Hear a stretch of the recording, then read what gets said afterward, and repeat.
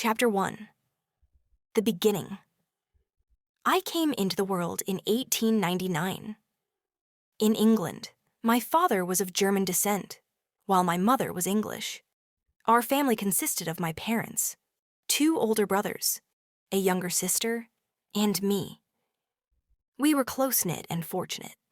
My father was successful in business, and we lived comfortably. I received a solid education and enjoyed a pleasant life. But deep inside, I carried a different kind of ambition. I longed for the ocean, for adventure across vast waters. I wanted to explore distant lands and discover new cultures. My father, ever wise and kind, envisioned a different future for me. He had other hopes, safer, more stable ones. So, when I finally turned 18, he called me to his room for a serious conversation. He asked me why I was so determined to leave everything behind and sail the seas. Then he warned me, the sea isn't kind. It's treacherous, uncomfortable, and often fatal. Tears welled in his eyes as he pleaded with me to reconsider. I couldn't ignore his words. The dangers were real. Storms, disease, and death haunted the ocean. But despite the risks, the idea thrilled me. New lands, unfamiliar faces, and boundless freedom. I turned to my mother, hoping she'd support my dream. I poured out my heart. I wanted to see the world, to live beyond the borders of England. I asked her to speak to my father on my behalf. She loved me dearly, but her fears mirrored his. To her, safety and family came first. She believed that a peaceful life in England was far better than any uncertain journey across the sea. A year later, I visited Hull, a town by the coast. The date was September 1st, 1651. There, I ran into an old friend. His father was a sailor, and they frequently voyaged across the waters. Their next trip was to London. "Come with us," my friend urged. The idea was sudden. I hadn't planned for it. But it felt like the perfect chance to test myself, to see if a sailor's life was truly meant for me. So, I joined them. Excitement coursed through me. My very first sea voyage. It felt like a dream. For the first hour, everything was incredible. Then, the weather turned. Dark clouds gathered. The wind picked up, howling louder and louder. Waves slammed against the ship, tossing us high and dropping us low. Fear gripped me. I missed home. I missed my warm, soft bed. By morning, the storm passed. The skies cleared. The day unfolded in peaceful calm, and the evening brought a stunning sunset. One of the sailors approached me with a cheerful spirit. He cracked jokes, lightened the mood, and asked how I felt during the storm. "That storm terrified me," I admitted. He laughed. "That? That was just a breeze." He handed me a drink, and I didn't hold back. Soon, I was tipsy and laughing with him. That night, I slept like a child. By the next morning, my worries had faded. My thoughts no longer clung to home. They drifted instead to the possibilities that lay ahead. The next few days passed slowly. The wind had calmed, and the ship crawled along. Eventually, the wind picked up speed, and we began to move swiftly again. Then, another storm struck. This one was far worse. The sea was wild, and even the most experienced sailors looked nervous. I was terrified, this time, truly and deeply afraid. Chapter 2. The Storm. Fear completely took over me. I couldn't do anything but lie frozen in my bed. When I glanced out the window, the sea looked terrifying. The waves weren't just high, they were massive, like towering mountains crashing down. Other ships around us looked tiny, like fragile toys being tossed and thrown by the water. All I could think about was home, and how desperately I wanted to be there. The storm kept growing stronger. Everyone on board began praying, hoping for a miracle. Then someone shouted. They'd found a hole in the ship. Water was flooding in fast. Chaos broke out. Many of the crew rushed below deck to try and pump the water out. I was paralyzed, too frightened to move, until one man snapped me out of it and told me to help. I forced myself to go below, and we worked hard to get the water out. Suddenly, we heard a gunshot. It was a distress signal from the captain. That's when we knew this was serious. The damage to the ship was worse than we thought. I was sure we weren't going to make it. We tried everything we could, but the hole was too big. More water kept pouring in. Even though the sky began to clear, the ship was nearly underwater. We were in desperate need of rescue. Then, in the distance, we spotted another vessel. They sent out a small boat to save us. Those men risked their lives just to reach us. We all climbed aboard that little boat. But returning to their ship wasn't possible. It had already drifted too far. Not long after, our ship sank beneath the waves. Although we were now safe on the small boat, the fear still lingered. Eventually, we caught sight of land. We paddled toward it, slowly getting closer. On shore, we saw people from a nearby village waiting for us. They welcomed us warmly, offering help, and even giving us some money. We had the choice to go to London or Hull. I decided to head for London. I traveled by land, and once there, I met a ship's captain.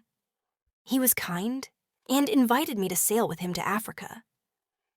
He explained the trading opportunities there, what to bring from England, and what was in demand in Africa. I bought goods that were common and cheap in England, but rare and valuable in Africa. Things people needed, but couldn't make themselves. The trip to Africa turned out to be a success. I came back to England with a bit of money and a newfound desire to travel more. I also wanted to learn how to sail, and the captain began teaching me some basics. I decided to return to Africa again. Everything started off well, but trouble found us. One morning, we noticed a ship trailing us. It was a pirate vessel. By the afternoon, they had caught up. They tried to board us, but we fought them off once. The second time, they succeeded. Pirates stormed our ship, destroying everything in sight. Some of our men were hurt. Some didn't survive. We couldn't fight anymore. We had no choice. We surrendered. We were now prisoners of the pirates. Chapter 3. The Woman. Back then, I was full of youth and strength. But that didn't matter. I ended up as a servant to the pirate captain. Life as a slave was heartbreaking. We were forced to labor endlessly, with no rest or kindness. My days were spent either tending the garden or doing chores inside the captain's home. He gave the orders. I had no say. The work drained me. I hated every minute of it. Deep down, all I wanted was to break free from that life, to reclaim my freedom. One day, while working inside, I met a young woman.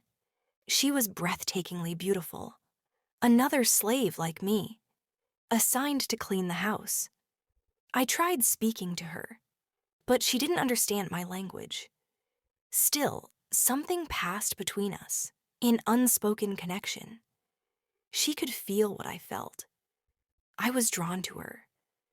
There was a warmth in her smile that gave me hope. At times, when she passed close, her touch would linger just for a second. But it was dangerous. If the captain noticed, she could be taken away. Or worse, she wasn't always around. But whenever she was, my heart felt lighter. Just thinking of her gave me joy. I started to believe I loved her. In my heart, we belonged to each other, even if in reality, we couldn't be together. Slaves weren't allowed love or relationships. It was cruel. Now and then, the captain took me along when he went fishing. Another boy and I would help him. Sometimes, one of his friends joined too.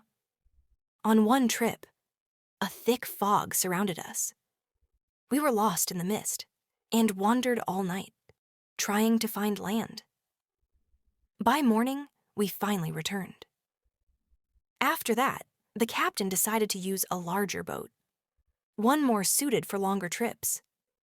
Then one day, he gave me specific orders. Load the big boat with supplies, food, water, and guns. He had important guests coming. They planned to fish and then go hunting. But those guests never arrived. Later, the captain told me to prepare the boat for a fishing trip the next day. That's when it hit me. This was my chance. The boat already had everything I'd need: food, weapons, freedom. I followed his instructions, but I made sure to leave the supplies on board. I was preparing for more than just fishing.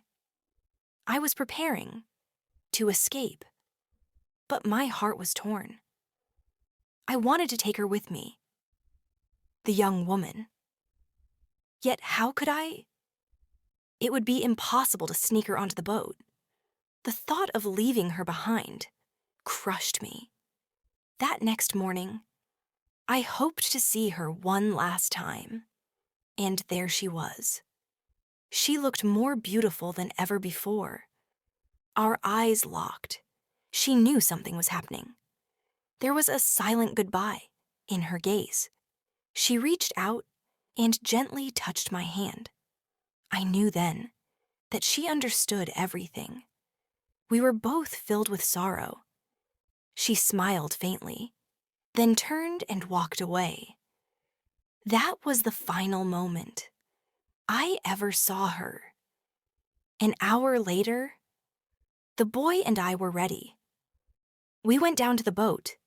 One of the captain's friends joined us. He was in charge of the trip that day. Chapter 4, The Lion. We had sailed far away from the coast when I acted like I didn't know how to fish. As we drifted even farther, our leader pointed to a spot and told us we could fish there. At one point, he moved to the front of the boat. That's when I made my move. I pushed him overboard. He struggled in the water, trying to return to the boat. But I grabbed a gun. As soon as he saw the weapon, he turned and swam off into the open sea. I looked at the boy to see where he stood.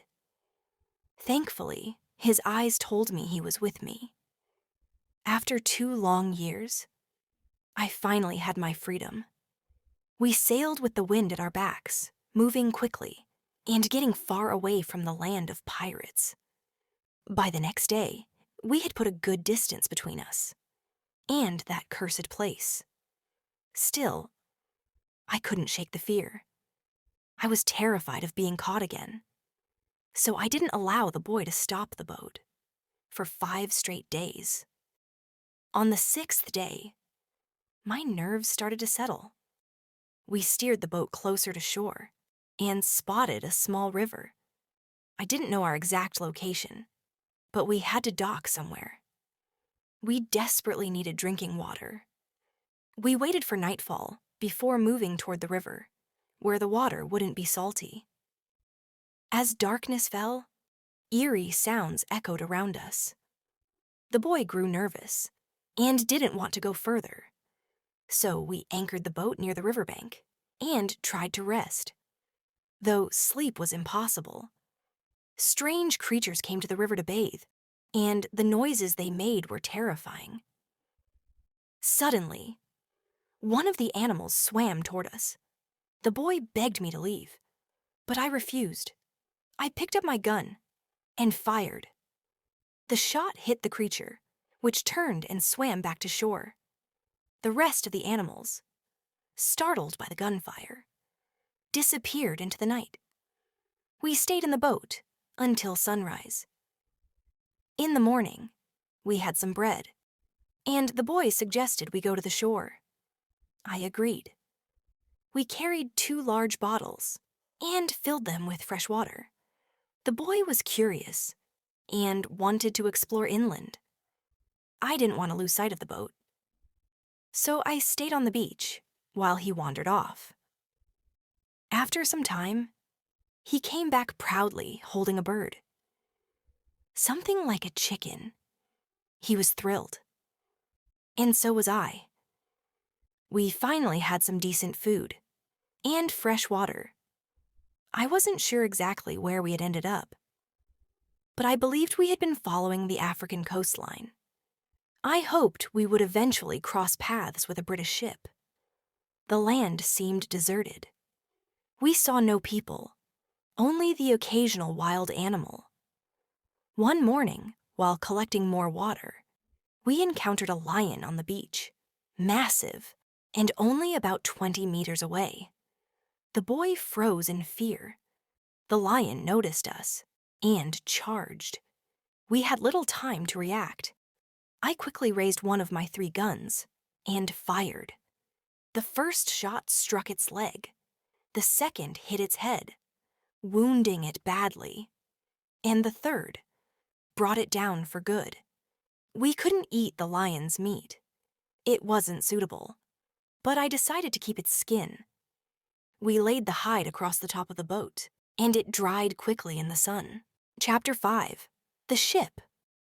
For the next 10 days, we sailed along the coastline, stopping only when we had to refill our supply of fresh water. Eventually, we noticed signs of life on the land.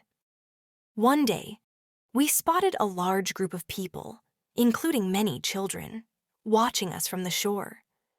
I was eager to go ashore and meet them, but the boy was uneasy. He didn't think it was safe. Surprisingly, the people on the beach tried to offer us food. 2 of the men rushed into the woods and came back with dried meat. However, neither of us was willing to go closer to the land, and they didn't want to wade out to the boat. We found ourselves at a standstill, unsure how to accept the food. Sensing our hesitation, the group placed the food on the ground and backed away. Once they were at a safe distance, we took it. That moment changed everything.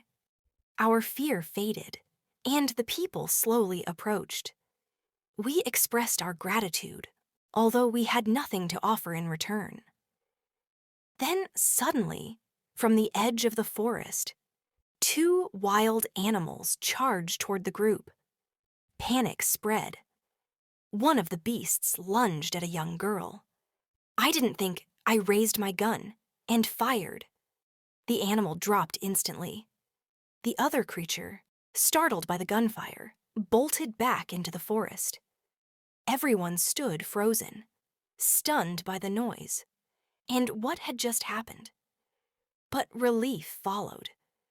The girl was safe, and the people were overwhelmed with gratitude. They came back with even more food and water for us. With our supplies fully stocked, we sailed on without pausing for another 10 days. We passed a cluster of small islands. I considered exploring them, but before I could say anything, the boy cried out.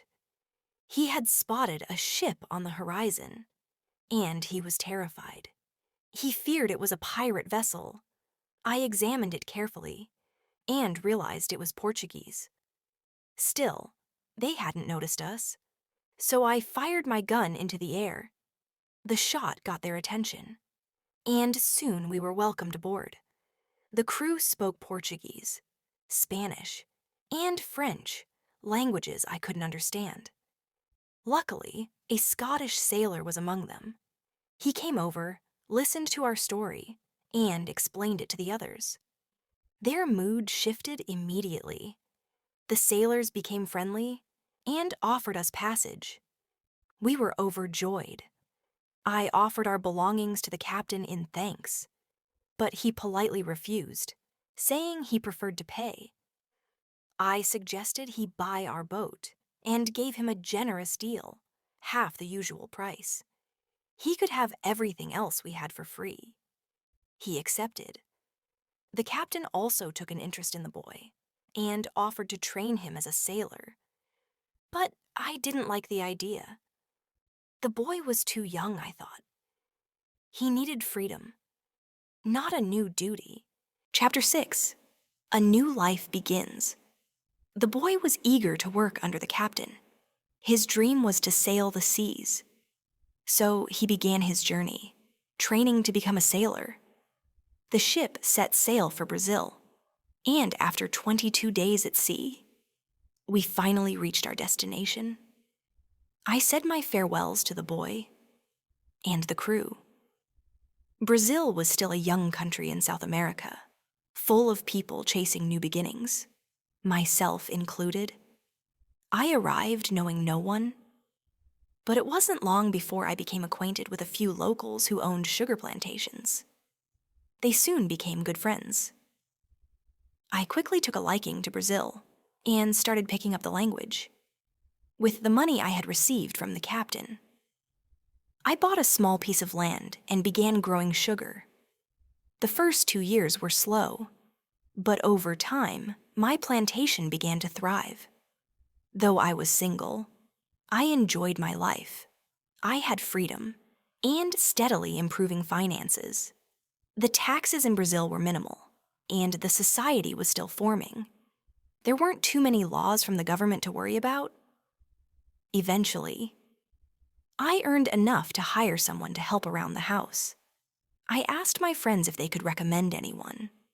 One of them said, "My daughter is 18. She's great at cooking and might be a good fit." The next day, his daughter came by. She was polite, a bit shy, and quite beautiful.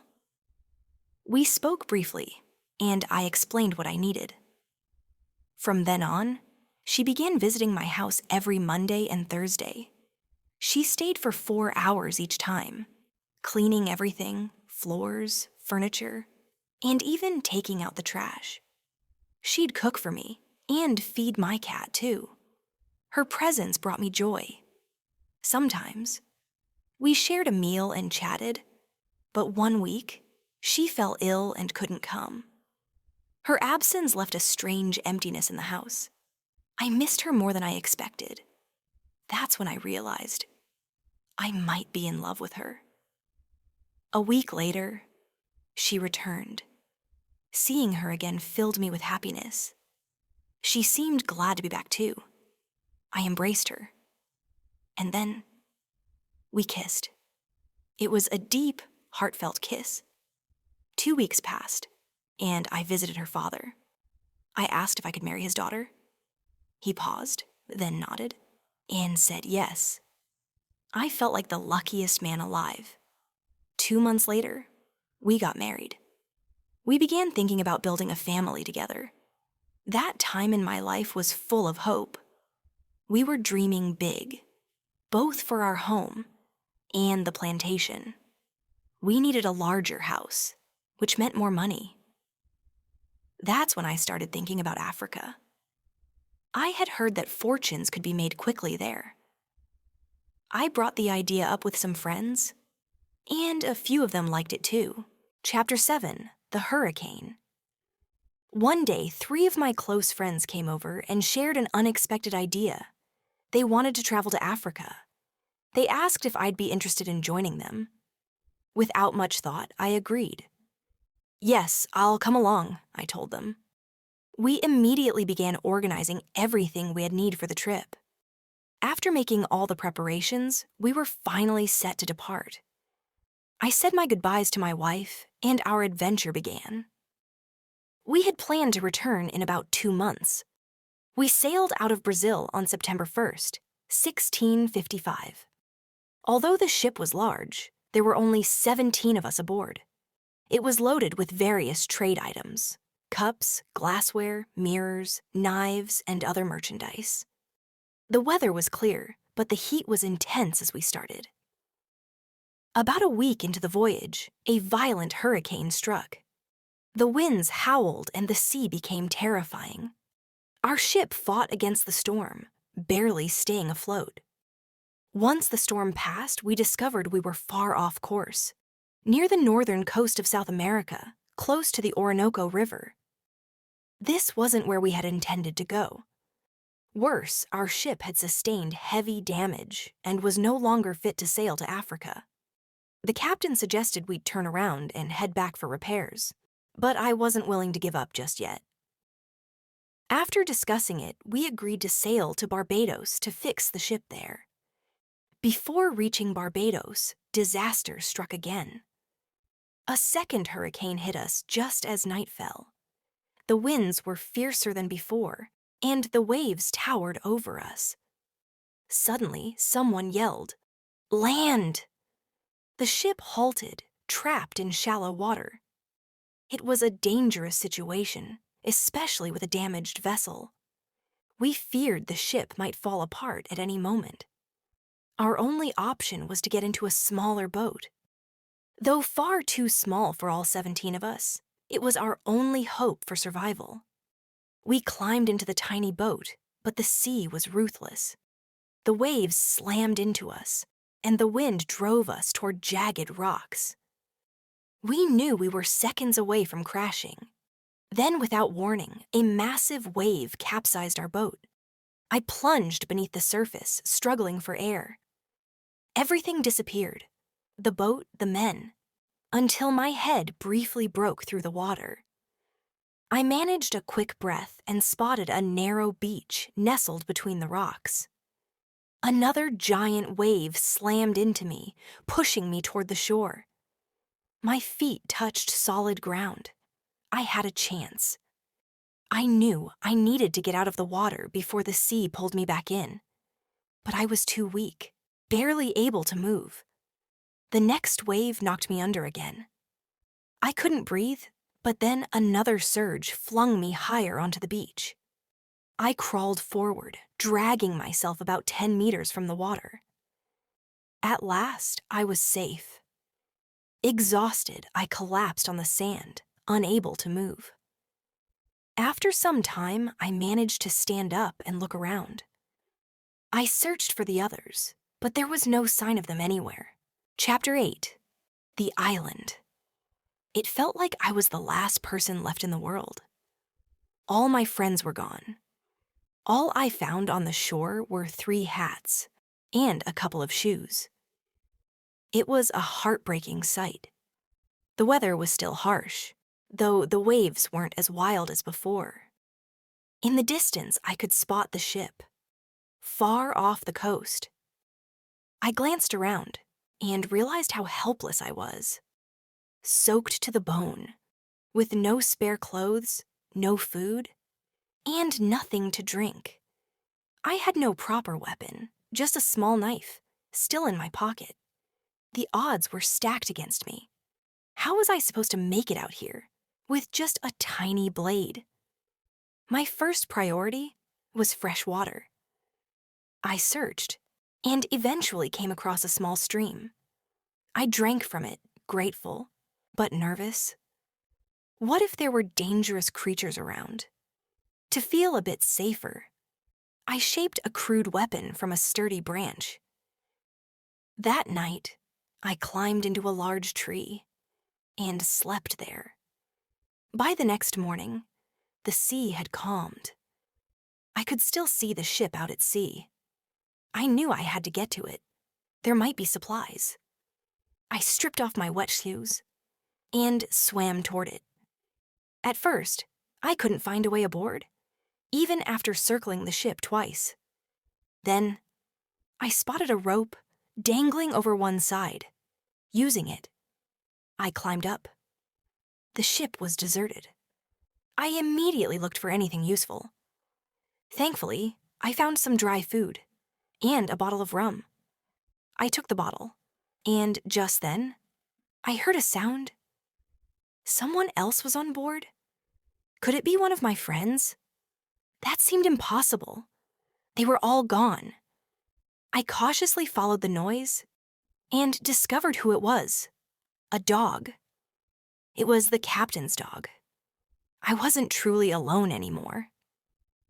Now came the challenge of getting everything, food, the rum, and the dog, back to shore. There was no lifeboat, so I had to build a raft. I gathered some planks and pieced together a raft from the wood.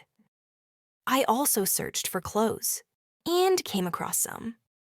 While rummaging, I found a box filled with tools.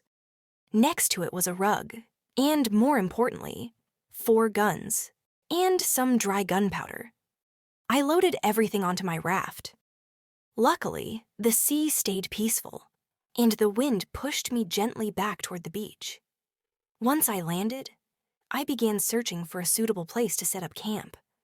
I spotted a hill and figured climbing it might give me a better view of where I was. With a gun in hand, I hiked to the top. From up there, I saw that I was completely surrounded by water. I was on an island. There were 2 smaller islands nearby, one to the north, the other to the west. Far off in the south, around 100 kilometers away, was a large landmass. But to the east, there was nothing but endless ocean. No people, no settlements, only wild animals in sight. Chapter 9, Shelter and Survival. As I made my way back down from the hill, I noticed many birds flying around, but I couldn't identify any of them. I had no clue whether they were edible or not. Out of curiosity and hunger, I hunted one, but the meat turned out to be unpleasant. Disappointed, I returned to my raft and began transporting my supplies farther inland. I planned to revisit the wrecked ship the next morning. My goal was to recover anything useful before the next storm could completely destroy it. I set up a small tent near the shore and carefully stored everything inside that could be damaged by sun or rain. As night approached, I laid some clothes on the ground to sleep on. I kept 2 guns on either side of me, left and right, surrounding myself with weapons for protection. This setup made me feel secure, exhausted from the day's effort. I quickly drifted off to sleep. The following day, I swam out to the ship once more. I constructed another raft and loaded it with various items. Among them were 7 additional firearms and some bedding, which I was particularly glad to find. I managed to bring everything safely back to shore. On another trip, I retrieved more tools and other helpful items. One of my best finds was a large collection of candles, which I knew would be essential during nights on the island. I also stumbled upon 2 sizable boxes, filled with tea. During one of these visits, I discovered a locked box. Underneath it, I found a small key. Upon opening it, I was surprised to see coins, some from Europe, others from Brazil, though money held no value here. I took it anyway. I also found a deck of illustrated playing cards, adorned with kings, queens, and other figures. At least I'd have something to entertain myself with. One day, I noticed dark clouds forming overhead. The sky grew darker, and the wind picked up quickly. I went to the ship, but avoided building a raft. Knowing the storm could destroy it before I reached shore, I swam back empty-handed as the storm grew fiercer. That night, the wind howled around me, but I was safe inside my small tent. When I woke up, the ship was no longer visible. It had finally been taken by the sea. Realizing that I might be stranded here for a long time, I focused on creating a proper living space. I needed a secure shelter, ideally near fresh water and shaded from the sun. It also had to be easy to defend and provide a view of the ocean, so I could watch for passing ships. I found an ideal location beside a tall hill. The hill offered natural protection from one direction, and I built a sturdy fence around the rest. Instead of a door, I used a ladder to climb over the fence. Whenever I needed to go in or out, I moved all my belongings into the enclosed space. My next step was to expand the shelter. I built 2 tents, one large and one smaller. The small one sat within the larger one, giving me an extra layer of protection and privacy. Chapter 10: A New Routine. The larger tent became a vital shelter. It kept the supplies and gunpowder safe from the rain. I, on the other hand, stayed in the smaller one. Once both tents were up, I started digging into the base of the hill. My goal was to carve out a space where I could safely store food. The soil and rocks I pulled from the cave were used to build a small platform inside the fence. While I continued shaping the cave, a storm suddenly rolled in. Thunder cracked, and lightning lit up the sky. A terrifying thought hit me. What if the lightning struck one of the large containers holding gunpowder? The result could be catastrophic. Everything could go up in flames. Even me. Fear gripped me, and I knew I had to act quickly. When the weather cleared, I immediately opened the containers and split the gunpowder into smaller portions. I packed them into bags and tiny boxes, then hid them carefully among the rocky areas around my shelter. The amount of powder was massive. It took me 3 days to finish. In between, I went hunting, not just for food, but also as a mental escape. It gave me time to explore more of the island and learn about the animals.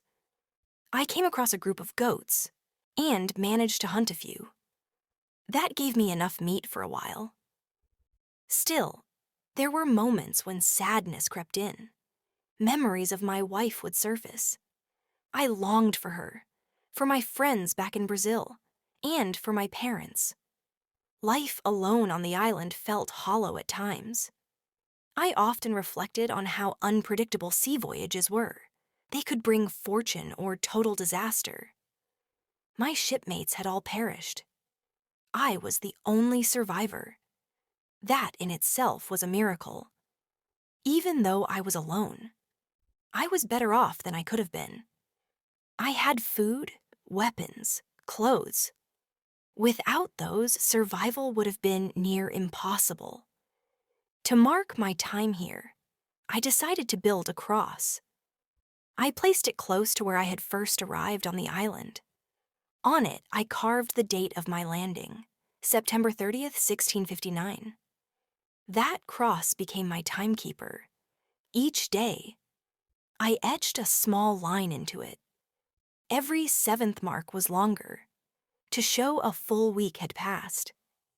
At the start of each month, I made a deeper cut. One day, I caught myself sinking into negative thoughts. It was dragging me down. So I sat and made a list. Everything that was bad and everything that was still good. Sure, I was stranded, completely cut off from other people.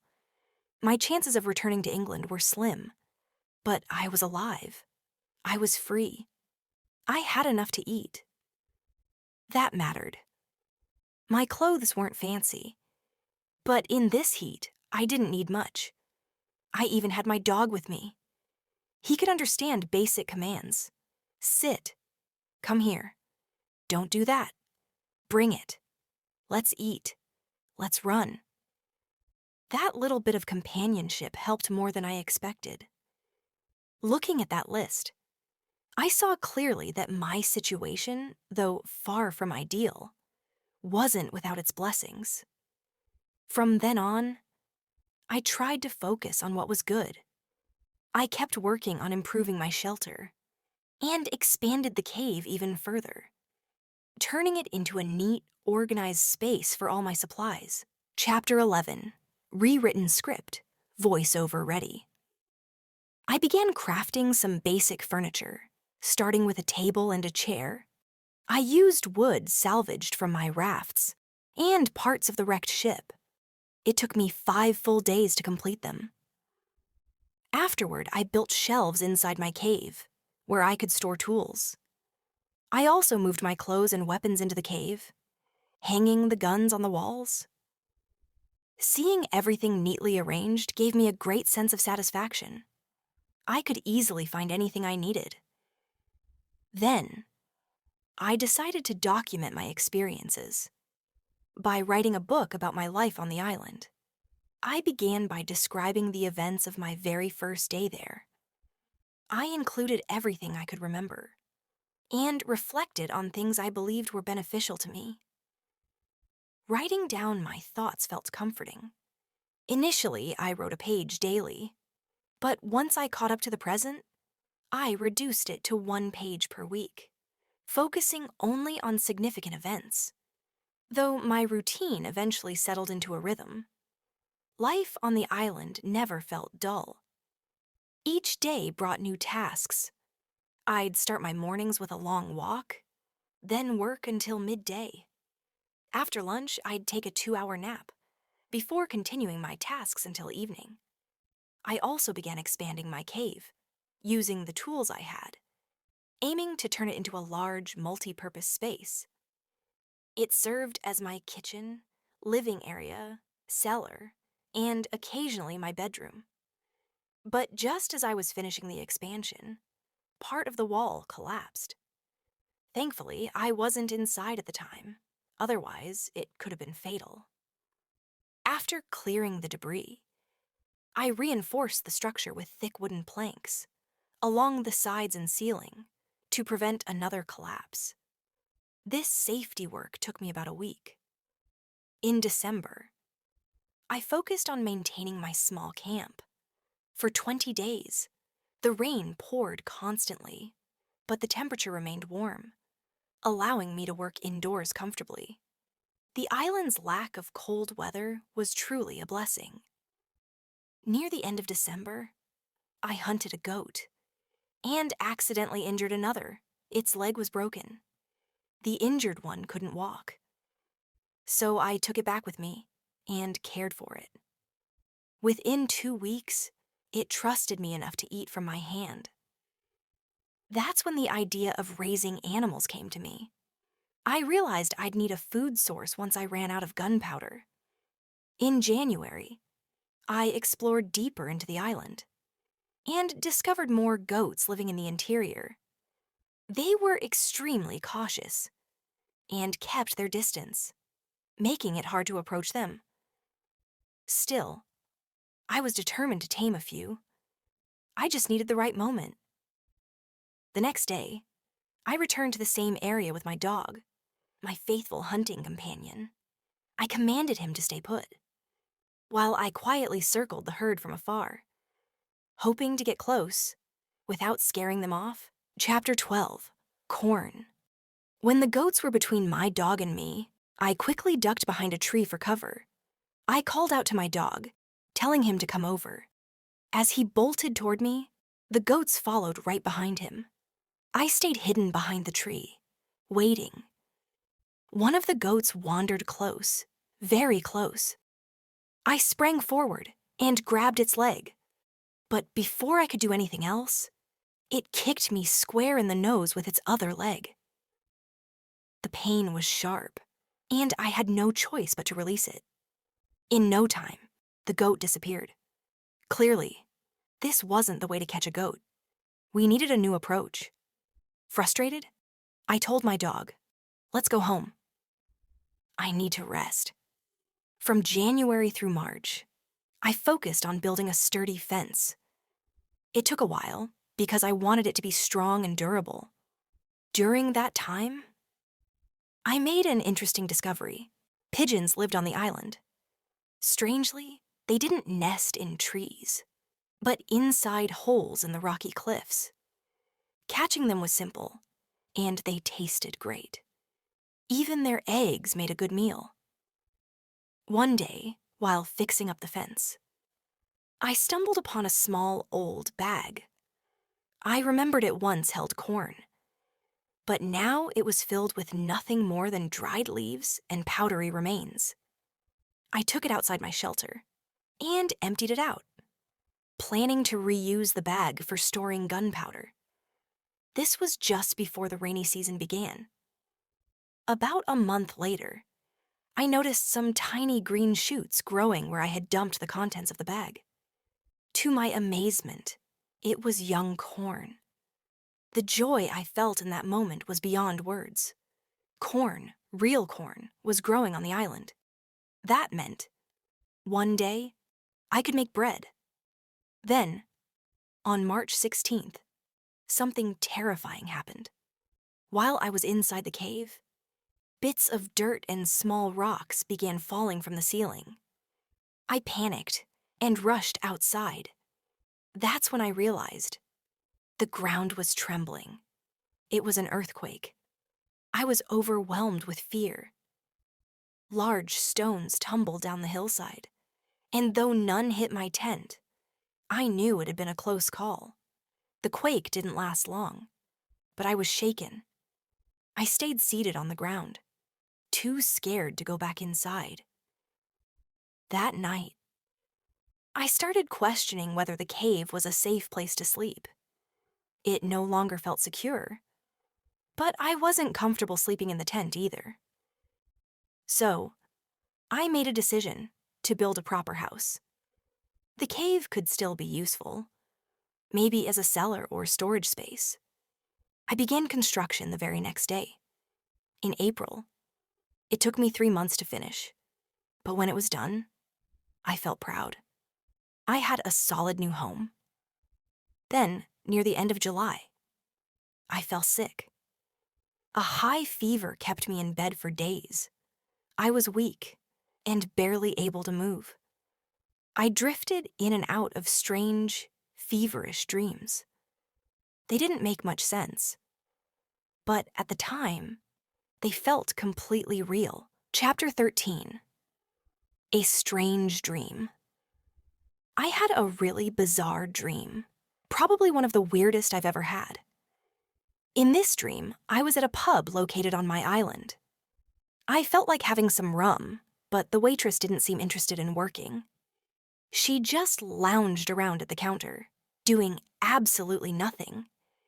It irritated me, but I kept my cool and waited. Suddenly, my wife appeared at the pub. She handed me a note. It was a message from her father. He was telling me to come back home to help with the plantation work. But I wasn't ready to leave. Instead of going, I wandered into the pub's kitchen. To my surprise, my mother was in there, busy preparing steaks and a pot of soup. I tried the soup, and it was amazing. Rich, flavorful, just perfect. Then 2 Englishmen walked into the pub. They were there to sell gunpowder. One of them looked quite classy, like a nobleman, but the other one had a rough and unpleasant appearance. I turned to the rough-looking man and told him I wasn't interested. I already had plenty of gunpowder at my camp. "What did you just say?" he snapped. "You think our gunpowder isn't good enough for you? That's why we came all the way from London, to sell you quality." I stood my ground and politely refused again. But he didn't take it well. Things escalated fast. He started hurling insults, and I fired back with some of my own. Before I knew it, he pulled out a pistol and tried to shoot me. I bolted out of there, running for my life. Just as he fired, I woke up. A week later, I was still recovering, physically and mentally. I slept a lot and gave myself time to fully heal. By August, I was doing better, though still a bit weak. I realized I needed some physical activity to regain strength, so I spent the next 10 days walking all over the island. The movement helped, and soon I felt strong again. One day, I ventured deeper into the island and stumbled across a beautiful valley right in the center. A peaceful lake shimmered there, and the area was rich with fruits. Melons, grapes, apples, oranges, and lemons. The melons were especially sweet, and I wanted to bring some back with me. But I hadn't brought a large bag, so I gathered the fruit in one spot and returned to my cave to grab a bigger one. When I came back, my heart sank. The fruit was ruined. Some had been eaten. Others were smashed. It was clear that wild animals had gotten to it. Despite the loss, I fell in love with the valley. It was lush and full of life. I even considered moving there. But then I realized the beach was too far, and I needed to stay close to the shore, just in case a ship passed by and offered me a way back to civilization. Chapter 14, A New Shelter. Although I didn't relocate to the Fruit Valley permanently, I chose to construct a second shelter there. Gradually, I began frequenting the area more and more, and piece by piece, I started building my new home. It was a modest little house, surrounded by a double-layered fence that made it feel almost like a fortress, just like my main house. I used a ladder to get in and out. However, on the inner side of the fence, I installed stairs for easier access.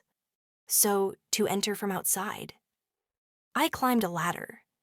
But once inside, stairs made moving around easier. The whole process stretched through August and into early September. But I truly enjoyed every moment of it. The energy I felt in Fruit Valley was incredible. It made me feel vibrant, alive, and stronger than ever. Some nights, I'd sit outside and gaze at the sky. I'd watch the moonlight spill over the landscape, stars twinkling above me. My thoughts would drift to my wife, to my family back in England. I knew they were looking up at the same sky, seeing the same moon, the same stars. And even though we were apart, that connection brought me comfort. I thought about them often and always wished the best for them. Sometimes, I would think beyond just my loved ones. I imagined people across the world, all looking at the same moon. It made me feel a strange unity with humanity, a kind of invisible thread that tied us all together. On certain nights, that feeling extended beyond people. It reached into the universe itself. I also reflected on deeper questions I directed at God.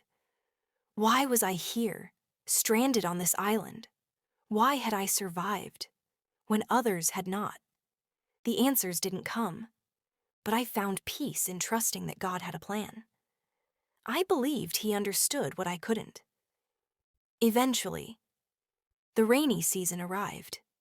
It lasted until mid-October, marking the completion of my first full year on the island. When the rains stopped, I made my way back to the house in Fruit Valley. To my surprise, the fence was covered in vibrant green foliage. It wasn't just beautiful, it was practical too. The thick greenery camouflaged the house, offering both beauty and concealment. The shadows cast by the leaves made the place feel peaceful and cool. I liked it so much that I decided to build a similar fence around my original home. Once the rains were over, I planted corn. I was cautious though. I only used half of the seeds, worried something might go wrong. And unfortunately, I was right. None of that batch sprouted.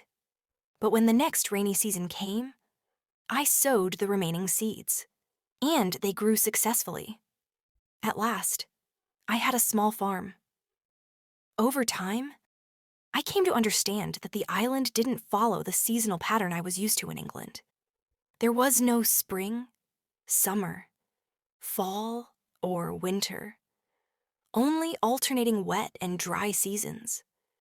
But knowing this gave me a clearer idea of when to plant crops and how to prepare for the coming changes. Chapter 15. The Basket. I began exploring the island more often, each journey stretching farther than the last. As my expeditions grew longer, I realized I needed something to carry supplies more easily. A basket would make traveling simpler. I could gather and transport more food, and collect extra fruit from the valley without trouble. I used branches from the same tree I'd chosen for building my fences. After cutting them, I left the branches to dry. Once they were ready, I started weaving them into a sturdy basket. When the basket was done, I set off on a longer adventure than before. I walked past the valley where my second shelter stood. After crossing the valley, I entered a wide stretch of grassy plains. The ground there was flat, blanketed with colorful flowers that filled the air with a sweet scent. Insects buzzed around the blossoms, and I spotted large butterflies with wings as wide as my hand. Along the edges of the field, I came across small trees bearing nuts. These nuts weren't like the ones I knew back in England. They were shaped differently and had a much sweeter flavor. I also came across creatures I hadn't seen before on the island: vibrant parrots, wild rabbits, and even some grayish cats. I managed to catch a parrot with brilliant feathers. His body was covered in a rainbow of colors: red, green, purple, orange, blue, pink, and yellow. Turtles and various birds also seemed to thrive in that region. This area of the island felt more alive, more plentiful. Still, I wasn't ready to move my home. On the way back, my dog caught a young goat. I rescued it and decided to keep it, thinking it might be the start of raising goats. I left the animal at my valley shelter for the time being, while I got things ready for it at my main home. Exhausted from my travels, I took a day to rest. Then I built a small cage for the parrot. I eventually brought the goat to my main home, and it began to settle in nicely. Around this time, I drew a map of the island, adding all the new places I had explored. Days passed quickly, and before long, September came again, marking my second full year on the island. Unlike my early days, I no longer felt as hopeless. I had adjusted to life here and found peace in my routine. My days followed a rhythm. I went hunting in the morning, cooked meals around midday, rested during the hottest hours, and did chores in the evening. This became my normal. I also spent time training the parrot. Eventually, he learned to speak his name, Pole. When November and December arrived, my attention turned to protecting my corn. Wild animals like goats and rabbits were feasting on the young plants. To stop them, I quickly built a fence around the crops and added a gate that I could open and close with ease. I kept my dog inside the fenced area at night to scare off any intruders. Soon, the corn plants were growing tall, but then birds became a new problem. They swooped in to steal the seeds. I had to shoot a few and stayed near the field, watching until the birds finally gave up.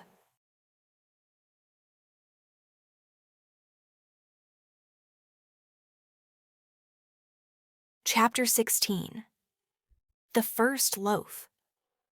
It was near the end of December when I harvested my first batch of corn. There wasn't much of it, and oddly, I didn't feel like eating any. Instead, I made a choice. I would save every seed, hoping to plant them again and grow more in the future. I figured I'd need containers for the seeds, so I began searching the island for clay. After some time, I managed to find a good patch. I attempted to shape my first pot, but it didn't go well. Back in England, people crafted elegant pottery, but I lacked the skills and knowledge they had. Still, I didn't give up. I kept experimenting. It took 2 months of trial and error, but eventually I succeeded in making 2 sizable pots. To protect them, I placed each one inside a round basket, padding the space with dry grass. This worked perfectly, keeping the pots safe. Encouraged, I continued crafting smaller pots, gradually improving my technique. I also created shallow, wide pots and filled them with seawater. When the water evaporated, I was left with salt. One day, I noticed a fragment of broken pottery in the fire. The heat had turned it rock solid and bright red. That gave me an idea. I decided to build a fire around one of my pots. After several hours, it hardened beautifully. I was thrilled. It finally felt like I was getting somewhere. Then came another challenge. I needed a way to grind the corn into flour. I found a chunk of hardwood and carved a bowl-like hole in it. Using a second piece of tough wood, I crushed the seeds inside the hollow. The flour collected neatly at the bottom. Next, I had to figure out how to bake with it. An idea struck me. I mixed the flour with water to make a dough. Then I heated 2 stones near the fire. Once they were scorching, I placed the dough between them. And just like that, I had bread, my first loaf since arriving on the island. It wasn't perfect, but after so long without it, I thought it was delicious. That was during my 3rd year of isolation. Around that time, I started dreaming of exploring the island's coast by sea. I thought I could build a canoe by hollowing out a massive tree. I found one and started carving it, spending many days on the project. But then a harsh reality hit me. I had no way to get the canoe from the forest to the shore. I tried everything I could think of, even considered digging a trench to the water. But nothing worked. A hill stood between me and the beach, and it made moving the canoe impossible. The disappointment hit me hard. So much time and effort wasted. It was a painful lesson. I couldn't believe I had overlooked something so important. Next time, I knew I'd have to plan every step more carefully. Chapter 17. The Canoe. By the time I entered my 4th year on the island, my clothes had become worn out and tattered. To solve this, I started using animal hides to create new clothing. I managed to craft a cap and some garments from the skins. They were helpful in shielding me from the blazing sun and keeping me dry during heavy rains. But clothes alone weren't enough. I needed an umbrella too. Crafting one wasn't easy, and it took quite a bit of effort. But eventually, I managed to build one that worked. That small success made life feel even more comfortable. I had managed to create a life for myself that was, in many ways, complete. I had food, shelter, clothes, and now even some protection from the weather. Another 5 years passed like this. At some point during those years, I decided to build a new canoe. This time, I made it smaller than the first one. It was easier to handle and move around. My goal was to use it to explore the coastline of the island. When the canoe was ready, I packed it with essentials, some food, water, and a few tools, and set off. To test whether I could sail around the entire island, my journey began in the 6th year of my stay, on June 6th. However, things got off to a rough start. As I tried to navigate around some rocks in the sea, I ran into serious trouble. A powerful current started pulling me away from the island. Panic set in. I feared I would be lost at sea with barely enough supplies to survive.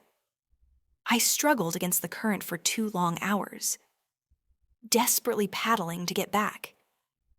At last, I managed to steer the canoe back toward land. That moment gave me confidence. I had fought the sea, and won. I resumed my exploration, and soon discovered a narrow river that seemed to wind deeper into the island. But the waterway didn't go far. It quickly became too shallow, and was blocked by stones. There was no way to continue. So I left the canoe and began exploring the area on foot.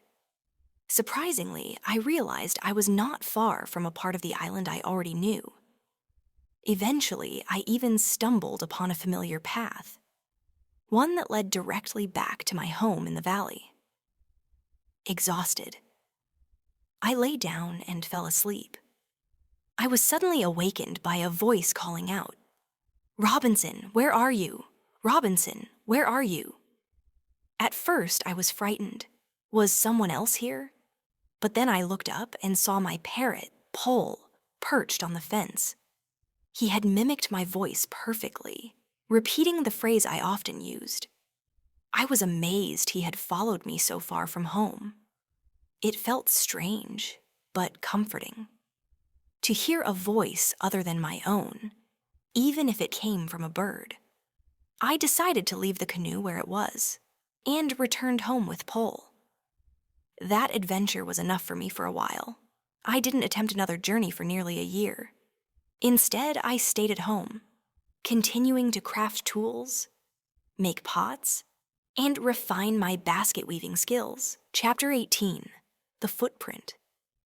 It had been over a decade, 11 long years, since I first set foot on this island. One day, I suddenly realized my supply of gunpowder was running dangerously low. A sense of unease crept in. I needed that powder to hunt. The very first goat I had raised was now old and frail. It was too late to find her a male companion. I craved meat, but I couldn't bring myself to harm her. Eventually, she passed away on her own. As I stared at my dwindling gunpowder, a new thought took root. I needed a different method to get food. Traps. I'd try making traps. The next day, I began building them. At first, I failed. But after some effort, I managed to capture 3 young goats, 1 male, and 2 females. I brought them back and housed them in a small fenced space.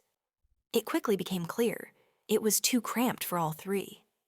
I spent the next 3 months expanding their enclosure, creating a large, open area filled with grass and a steady supply of water. It took time, but it was worth it. The goats became calm and even started eating from my hand. 2 years passed, and I now had a dozen goats. After 3 years, their number grew to over 20. I had more milk and meat than I needed. I even tried my hand at making cheese and butter, and succeeded. My meals were richer than ever. Life was thriving around me.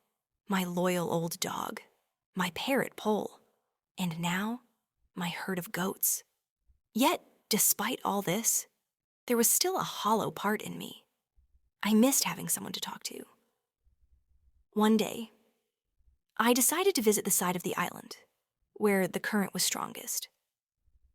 As I walked, I suddenly became aware of how unusual I looked.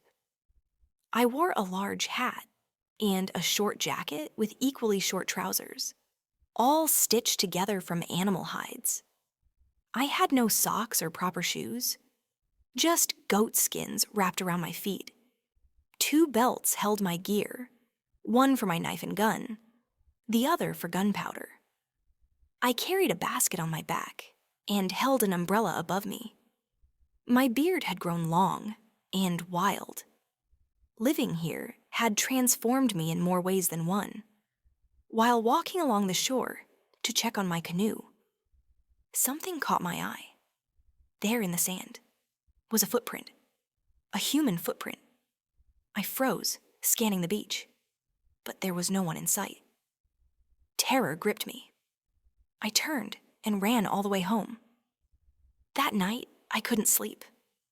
My mind raced. Was it real? Or was it just a trick of the mind? Maybe it was my own footprint, and I was panicking for no reason. This possibility calmed me a bit.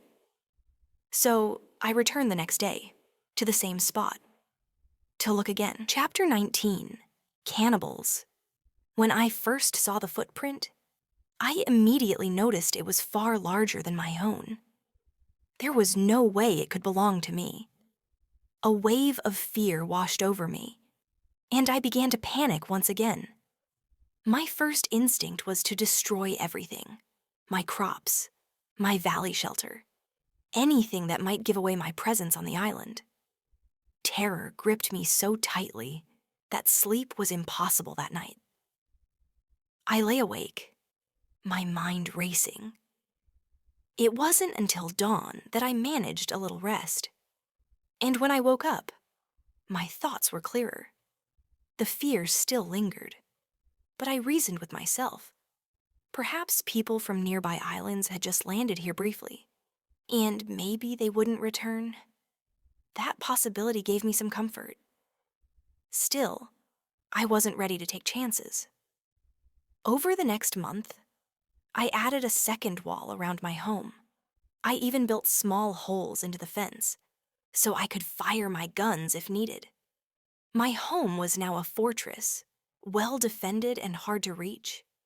But then, another worry surfaced: my goats. To protect them, I split the herd into 2 groups and constructed a new, smaller enclosure in a different part of the island. It was a time-consuming task, but it brought peace of mind, knowing they were safer this way. It was during my 16th year on the island that a tragedy struck. My dog passed away. For 3 days, I mourned. I cried often. I even visited my goats and shared my grief aloud. Though they didn't understand my words, I believe they sensed my sorrow. They stood quietly, as if in sympathy. 2 years passed since I'd seen that footprint in the sand. One day, while walking along the shore, I spotted something far off in the ocean. It looked like a canoe, but I couldn't be sure. I kept walking, brushing the thought aside, until I stumbled upon something gruesome. The beach was littered with human remains. Heads, limbs, fingers, even teeth were scattered across the sand. A charred spot on the ground told me a fire had been made there. I was horrified. Rage and fear twisted inside me. They had returned. I couldn't bear the sight for long. Sickened and shaken, I hurried back to my home, trying to figure out my next move. I ruled out the idea of confronting them at sea. Facing several of them alone in my canoe would be suicide.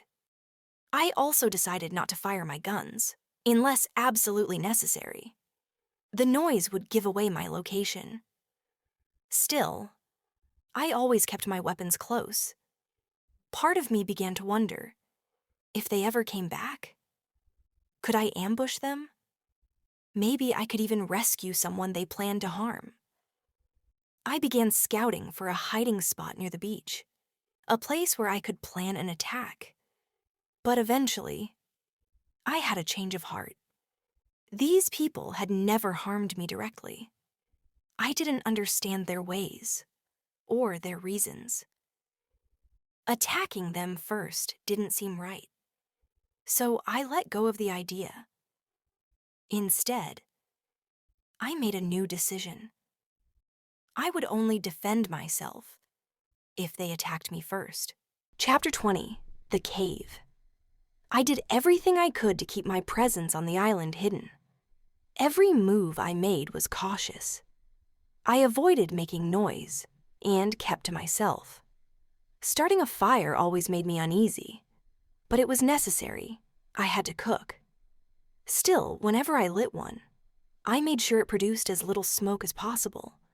Smoke could rise high into the sky and be spotted from far away. One day, while exploring the forest near the shore, I stumbled upon a small cave. Curious, I stepped inside. At first, I couldn't see much, but as my eyes adjusted to the darkness, I suddenly caught sight of 2 glowing eyes, staring back at me. I panicked and bolted out of the cave, completely shaken. After a while, when nothing seemed to follow me, I cautiously approached the entrance again and listened closely. I heard faint noises, like someone, or something, was injured inside. armed with my gun. I slowly made my way back in, as the darkness lifted and my vision returned. I saw an old goat lying there, barely alive. It was dying. I returned the next day, only to find the goat had passed away. But as I looked around the cave, I realized it was a well-hidden, secure spot not far from the beach. It struck me that this would be an ideal place to stash some of my weapons and gunpowder. So that's exactly what I did. By then, it had been 23 years since I first landed on this island. Life had become comfortable. I had plenty of animals and food. My parrot, Pole, could say my name clearly now, along with a few other phrases. I'd trained 2 more parrots to do the same. My herd of goats had grown to over 30. It was the final month of my 23rd year here. One early morning, as I made my way toward the fields, I spotted smoke and flames down by the beach. Alarmed, I rushed back home and readied all my weapons.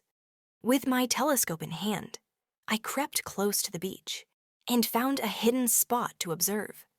I saw 9 naked men and 2 canoes. They seemed to be waiting for the tide to come in.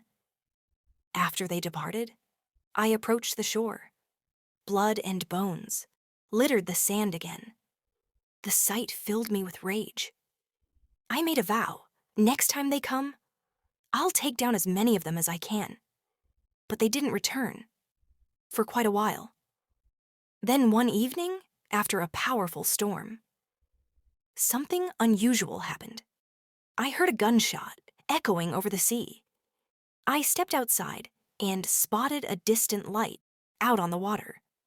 Another shot rang out. It had to be a ship in trouble, signaling for help. I grabbed a pile of dry wood and ran down to the shore. I lit a large fire, hoping they would see it. Another gunshot followed, confirming my suspicion. My heart raced. Maybe I'd finally speak to another person. Tonight. I kept the fire burning until midnight, but no one ever reached the beach. It was baffling. I couldn't make sense of it. Perhaps the morning would bring answers. Chapter 21. Unexpected Visitors. Early the next morning, I spotted a ship off in the distance. It had anchored quite far from shore and appeared deserted. The emptiness puzzled me. I was anticipating the arrival of those who had fired the cannon the day before. A part of me longed for human contact. I desperately missed speaking to real people. I decided to paddle out to the ship in my canoe, hoping to find someone alive. As I got nearer, I recognized that the vessel was likely Spanish and had suffered major damage. It was in ruins. Strangely, I saw no crew on board. However, I did meet one living creature, a dog. The poor animal was overjoyed to see me. I gave him some bread and water, and he devoured it hungrily. Clearly, he hadn't eaten or drunk in quite some time. Despite searching thoroughly, I found no sign of any people. Where had the crew gone? The mystery haunted me, and I had no explanation. The wreck held many crates, some large, others small. Many of the bigger ones contained bottles of liquor, but they were too heavy to transport in my canoe. I did manage to take some valuable supplies, firearms, gunpowder, a few useful tools, and some small boxes. When I returned to my island later that evening, I had several items with me, including shirts, gold, silver, and a generous amount of gunpowder. The gunpowder was especially vital. Unlike the gold or silver, it could truly help me survive. I even came across 2 pairs of shoes, something I badly needed. All of these new belongings were stored safely in my cave. Over the next few days, I made 5 trips to the wrecked ship, salvaging everything I could carry that might serve a purpose. When I was finished, I hid my canoe again and returned to my normal island routine. Time passed swiftly, but the image of the vanished sailors stayed in my thoughts, as did the cannibals who had once come ashore.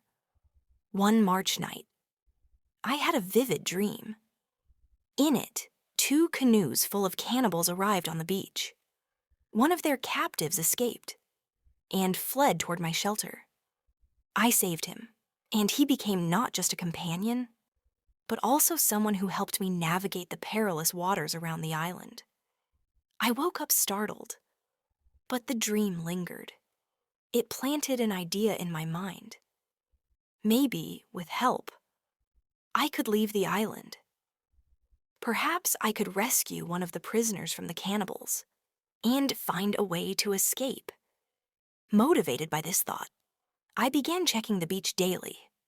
For the next 2 years, I kept a vigilant eye, hoping to spot canoes.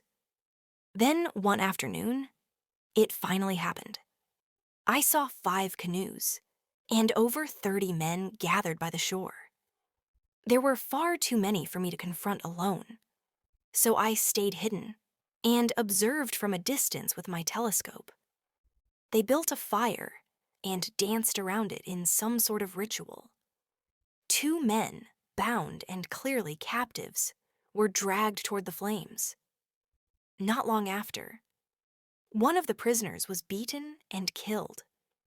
His blood was used to paint the bodies of the others in a grisly ceremony. It was like watching a horrific performance, except it was real and horrifying. I couldn't intervene. I was vastly outnumbered. But then, something unexpected happened. The second prisoner, left alone for a moment, suddenly bolted and began running toward my part of the island. I rushed to the edge of the forest and hid behind a tree. Only 2 cannibals gave chase. This was my chance. The man sprinted for his life, but the pursuers were gaining on him. They were faster. The moment had come to act. Chapter 22. That Friday, I got 2 guns ready and took cover behind a tree. The prisoner ran straight toward my hiding spot, unaware of my presence. I remained perfectly still. He rushed past, not noticing me crouched behind the trunk. Moments later, the first of the cannibals appeared, dashing past the tree. I sprang out. He froze in shock, just long enough for me to shoot him. Another cannibal witnessed the scene and quickly aimed an arrow at me. I had no choice but to fire again. Hearing the gunshots, the prisoner stopped in his tracks and looked back, clearly frightened. I gave him a reassuring smile and motioned that he could approach safely. Cautiously, he came forward. Then, to my surprise, he knelt down, pressed his forehead to the ground, and placed my foot upon his head as a gesture of submission.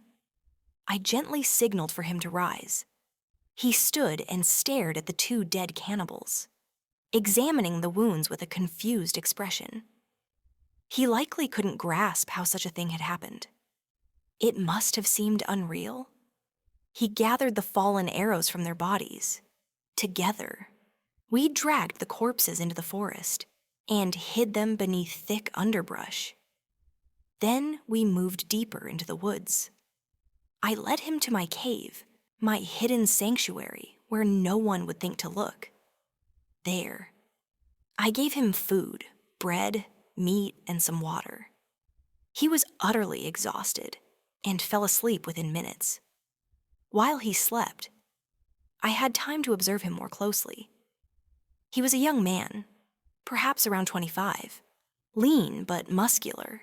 His skin was dark, his hair long and black, and his face held a calm, kind expression. I let him rest, while I stepped outside to keep watch, though no more cannibals came. About 3 hours later, he emerged from the cave, full of joy and gratitude for his survival. I spoke to him gently and decided to name him Friday. After the day I saved him, I introduced myself and taught him the words yes and no. That night, we remained in the cave for safety. The next morning, we climbed to the top of a hill. Looking through my telescope, I saw that the canoes were gone. The island was ours again.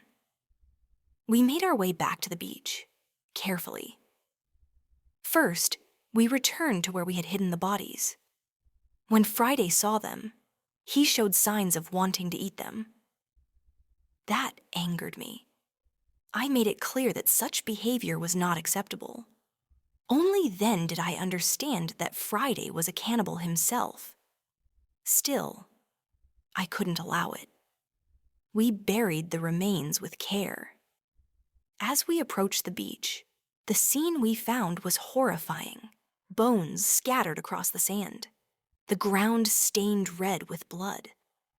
I asked Friday to help gather every piece. Then I built a large fire and burned the remains to cleanse the place. Back at my shelter, I built a small tent for Friday between the two protective fences. I initially took his weapons, unsure if I could trust him fully. But soon, I realized he meant me no harm. Friday proved to be loyal and pure-hearted, more like a child than a threat. And I, in many ways, became a father to him. Over time, he showed me just how deeply he cared, even willing to risk his life for mine. I was truly glad to have him by my side. I began teaching him about life as I knew it in Europe. The first lessons were simple. I introduced words like hi, hello, goodbye, and thank you. It wasn't easy at first, but I was patient.